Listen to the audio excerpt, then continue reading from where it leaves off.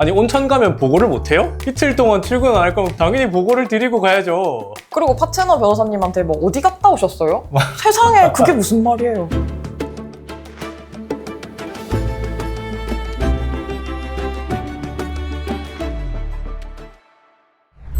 안녕하십니까. 저는 도로이 권진원의 권진원 변호사. 저는 언영의 명언의 박언영 변호사입니다. 저희는 오늘 드라마 에스콰이어의 3, 4화의 리뷰를 한번 해보고자 합니다. 특이하네. 맛이 있네.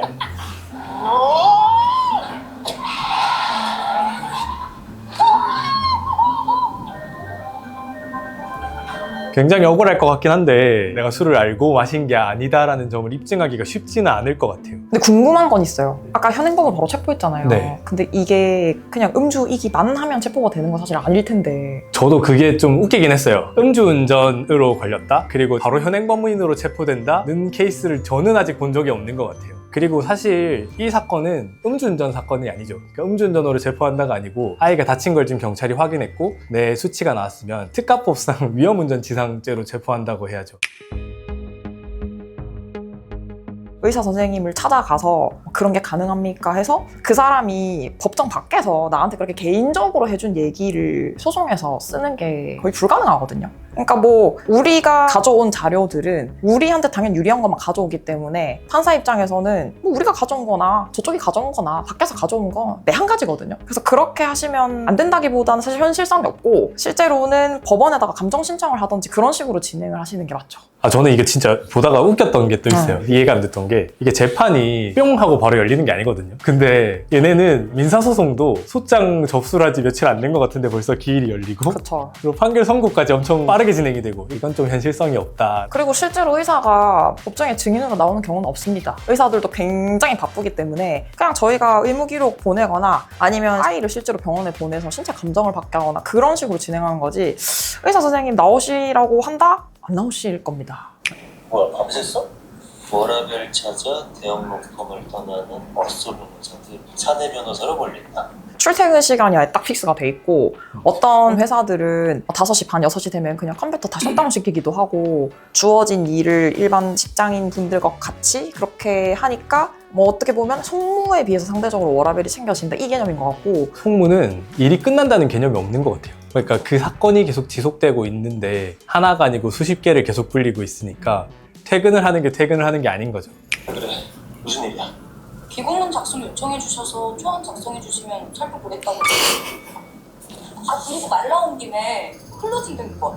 그거는 실사로 왜 지명서랑 저한테 시키셨나요? 한결로 받고. 이거 직장 내 괴롭힘입니다. 뭐야? 진짜 상상치도 못하겠다. 두통이 약간 오는 것 같아요. 네. 근데 뭐 직장 내 괴롭힘 얘기가 나와서 뭐 판단 기준이 있으니까 뭐 굳이 그걸로 한번 판단을 해보자면 관계에서 우월성, 뭐 파트너 변호사 야! 라고 소리를 지르는 거 보니까 뭐 관계 우월성 일단 있을 것 같고 두 번째로 뭐 시킨 게 뭐 업무 관련성 이런 걸 또 봐야 되는데 기고문이랑 클로징 케이스 시킨 게 뭐 우유 사오라고 했거나 뭐 빵 사오라고 했거나 사실 이런 것까지는 아니기 때문에 회사 안에서 뭐 어쨌든 업무 관련된 거니까 그거는 뭐 그렇다 치고 그래서 세 번째로 이제 따져보는 게 뭐 이 사람이 일하기가 힘들어졌고 정신적으로 뭐 고통받고 그런 게 뭐 있었냐 이거는 굉장히 주관적인 영역이긴 한데 별로 못 느낀 것 같은데요, 얘는? 사실 이런 경우는 많을 거라고 저는 생각했거든요. 네. 2시에요? 2시요? 네. 하는택배 회사 민영사 소송 건할까요? 근데 이건 솔직히 인포가 잘못한 거예요. 2시 반이요? 이래야지. 2시는 내부회의인데. 그렇지. 김덕호 씨의 음주운전 및 과실로 비접촉 사고가 일어났고 그로 인해 저희 원고가 정신적 신체적 손해를 입었습니다. 그에 대한 손해배상으로 2억을 청구하니까요. 근데 여기 민사합의도 같이 하시는 거죠? 2억이라고 하는 건. 그렇지 않을까요? 형사합의금만으로 2억이면 너무 많은데? 근데 민사합의금이라고 치면 너무 작아요. 맞아, 민사합의금으로 치면 너무 작긴 하죠. 근데 불구가 됐으면. 위험주의와 및 비접촉 사고를 일으킨 곧봐요. 또 재판이 뿅 하고 바로 열렸어요. 이로 인해 피고는 원고의 의학적 상태의 원인이 인간차와의 충돌 위협이 아닌 원고의 엄마 이상민 씨가 현장에서 보여준 과잉 반응 때문이라고 주장하는 바입니다. 자꾸 말할 때 일어나시는데 맞아요. 실제로 민사법정에서 일어나시면 안 되거든요. 서초동에 나오더만요. 변호사가 갑자기 존경하는 재판장님 하고 일어나서 얘기하려고 하니까 재판장이 마이크에 대고 얘기하세요 하시잖아요. 똑같아요. 민사재판 그것도 다 녹음하고 있으니까 마이크에 대고 이야기를 해야 돼요. 변호사법 위반 아니에요? 변호사법이 될 것 같긴 해요.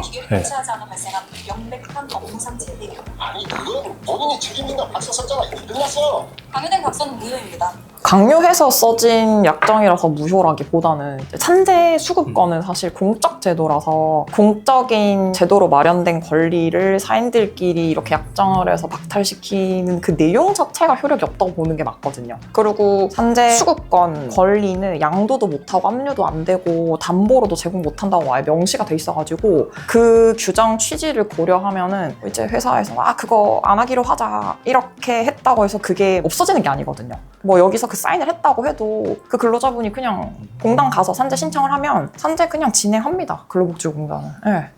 개인적으로 귀찮은 일이 생겨서 개인 송무 처리해줄 사람이 필요한데 윤석훈 변호사님이 제 개인 송무 맡아주면 코모펀드 SMR 전문 기업 투자권 이현서가 아닌 윤림에게 맡기죠. 이건 저희가 아직 영업하는 그 위치에 오르지 못해서 잘 모르겠어요. 근데 저는 골프를 치고 있습니다. 저는 술을 마시고 있습니다.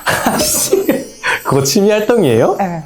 그리고 술을 마실 주량을 유지하기 위해서 운동도 하고 있습니다. 그렇지. 유지를 위해서 이제 그렇죠. 운동해야죠. 밸런스. 네네. 강효민 씨는 왜 이분을 만나고 있으며 이분은 강효민 씨에게 왜 자기 불리한 짓들을 다 하고 있으며 좀 약간 드라마적인 요소가 아닐까 싶습니다. 저한테는 김영숙 씨 과거 범죄 사실 확대 해석하지 말라고 했면서 변호사님 뭐 하십니까? 약한 사람 괴롭히고 힘 있는 사람 뒤봐주려고 합니까? 이야, 한번 말씀해 저런 보세요. 얘기를 대표님한테 한다고 생각해봐요. 거의 저는 안 할래요. 근데 이건 진짜 사기예요. 이렇게 생긴 변호사가 어딨어. 다들 그 얘기 부터 하더라고요. 네. 말도 안 돼 진짜. 뭡니까? 최철민 신고할 겁니다. 대표님 엘리베이터 타고 내려갔는데 탁 잡았다고 생각. 말도 안 된다 진짜 이거. 그거 하지 마. 진짜 너네 진짜 러브라인 하지 마라 진짜. 벌써 피곤해요. 근데 여기 여주 룸메이트들이 그런 얘기 하더라고요. 뭐 설마 너 설마 이러니까. 맞아. 뭐 아니라고. 그래도 하지 마. 근데 저 관계 너무 웃기지 않아요? 전 남편이랑. 고등학교 동창이고. 네. 정원주야 그만해. 진짜 충격이었을 것 같긴 하다. 이게 합의가 안 돼서 헤어졌는데 자기가 아닌 다른 남자의 아이를 임신하는 모습을 보면 저 스토리도 궁금하긴 해요. 왜 심경의 변화가 생긴 건지. 이것도 떡밥인가? 뒤에 나오려나요? 오늘은 저희가 드라마 에스콰이어 3화, 4화를 짧게 한번 리뷰를 해봤습니다. 재밌게 시청해주시고 반응이 좋으면 다음 기회에 또 찾아뵙도록 하겠습니다. 안녕.